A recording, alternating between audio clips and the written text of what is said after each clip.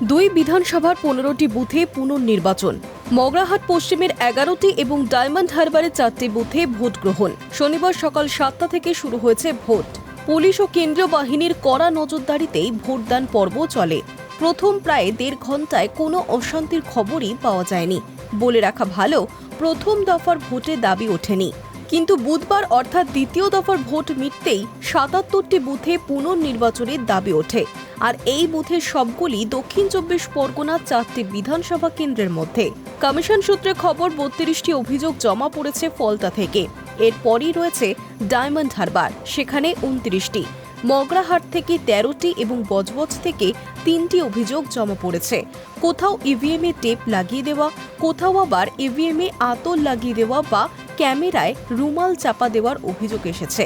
অন্যদিকে ভোটের অন্তিম লগ্নে বিস্ফোরক অভিযোগ জমা পড়েছে নির্বাচন কমিশনে। অভিযোগে বলা হয়েছে, ভোটারের জামার পকেটে স্পাই ক্যামেরা রাখা হয়, যাতে শনাক্ত করা যায় ভোটার কোন দলকে ভোট দিচ্ছেন। ডায়মন্ড হারবারের মগরাহাট পশ্চিম থেকে এই অভিযোগ জমা পড়েছে কমিশনে।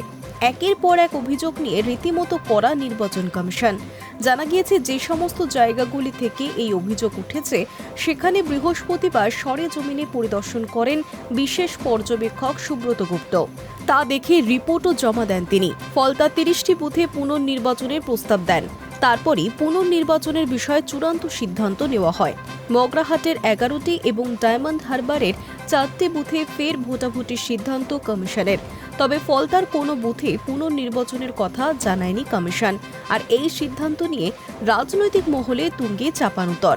দ্বিতীয় দফার ভোটে দিনভর উত্তরপ্রদেশের সিংঘাম, দক্ষিণ 24 পরগনায় চষে বেড়ানোর পরেও কেন পুনর্নির্বাচন করতে হচ্ছে প্রশ্ন তৃণমূলের।